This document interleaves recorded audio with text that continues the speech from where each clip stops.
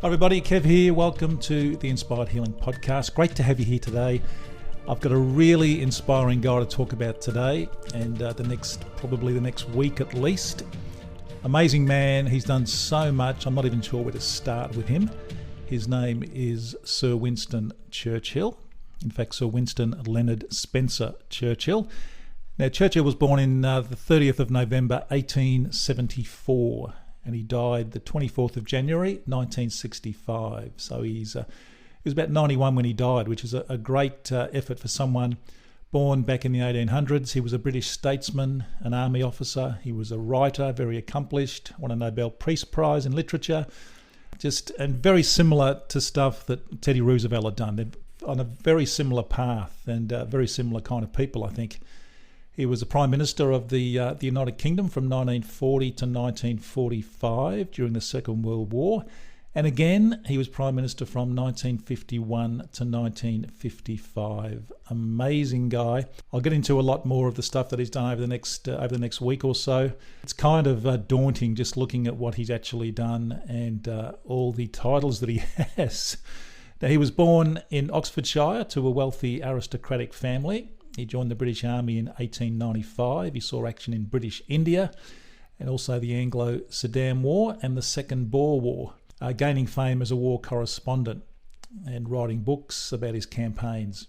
So again, I just stress, these are books. There are books out there written by these people, books written by Churchill, written by Teddy Roosevelt, written by Amelia Earhart, who we've spoken about the last week or so. Written by these people. They've written down their history. It's all there for you to see their life. It fascinates me going back and reading about these people in the words that they actually wrote. That just blows my mind. And yet so many people just take it for granted.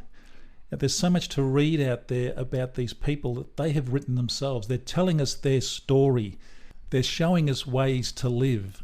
And the story I'm going to tell you about Winston Churchill in a moment, when he was about 25 years old, will just blow your mind. And we see young kids these days, 25, 26 years old, spend most of their time just scrolling through Facebook or Instagram or whatever. There's so much history out there. There is so much to learn from these people who did great things in their life, who have since passed on, but they have left us with all these amazing stories. And here's one story about Winston Churchill. It's all about his daring South African escape. And just, like I say, just amazing stuff. It just blows my mind, some of the stuff that these people have done in their life that we can now read about. And yet so many people don't. So this is an amazing story about his daring South African escape, which will make sense in a moment. In 1899, now Churchill was about 25 years old there, 26 maybe. He travelled to South Africa. And he was a war correspondent. He was covering the ongoing Boer War for the Morning Post. Now, while he was there, he was offered a chance to accompany an expedition on an improvised armoured train. Correspondents from the Times and the Manchester Guardian actually declined the invitation, and they actually described the train as a death trap. Now, Churchill was all too eager to go along, which turned out to be a mistake, as you will hear in a moment. As the train was returning to the British lines, it was ambushed by a Boer commando, which opened fire from a nearby hill. Now, as the British returned fire, the train driver steamed ahead at full speed and ran right into the rocks the Boers had placed on the tracks, causing one of the cars to derail on a curve. Now, one British crew member managed to escape and make it back safely, but Churchill and the others were taken prisoner. Now, the captured men were taken to a school the Boers had converted into a prison camp. Churchill remained there for a year when he jumped a fence while the guards were distracted. Now, two other captured officers who were supposed to follow him didn't come along because the guards returned and they were unable to join him.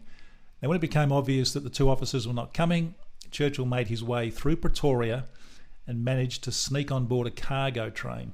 Now, he was forced to jump off by his thirst. He was so thirsty. He then walked through the bush until he came across a cottage owned by a British mining engineer. And this mining engineer agreed to hide him at the bottom of a mine shaft. And he also told this British mining engineer that the Boers had placed a £25 bounty on his head.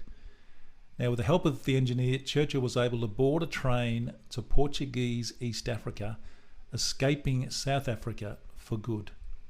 I mean, this kind of stuff just doesn't happen today. You don't hear about it. But until you read it, you think, wow, this is just absolutely incredibly courageous stuff that people like Winston Churchill did. And this is why they were held, these people, Churchill, Roosevelt, Earhart, Marcus Aurelius, Seneca, Epictetus, all these people were held in such high regard because of their courage and their life, the life that they led. Everything they did was courageous. Everything they did, they jumped on the front foot and they moved forward. They took action. They didn't stuff around. I'm going to tell you more stories about Churchill as the week goes on, but wow, that story just amazes me. And again, I think back to Teddy Roosevelt and the stories of him in a bar with a guy with 2 guns in his hand. Teddy beat him up. Teddy was shot and then he went and gave a speech. Just crazy, amazing, courageous. And this is why I love reading about these people, because I can learn so much myself. And I look on my life and think, wow, my life is easy. And as David Goggins says, it's so easy to be great these days because there are so many weak and soft people around. Churchill and Roosevelt, Amelia Earhart, they didn't have the internet back in their day. Marcus Aurelius, 2,000 years ago, I mean, they were riding on rocks, for goodness sakes. And here we are whinging and complaining about, oh, it's a bit hot today or it's a bit cold. I mean, for goodness sakes. I really encourage people to go and read about these people in history. Read about Churchill, read about Roosevelt, read about the Stoics, the ancient Stoics from the Roman Empire. Just amazing stories of courage and determination and getting through things and not complaining.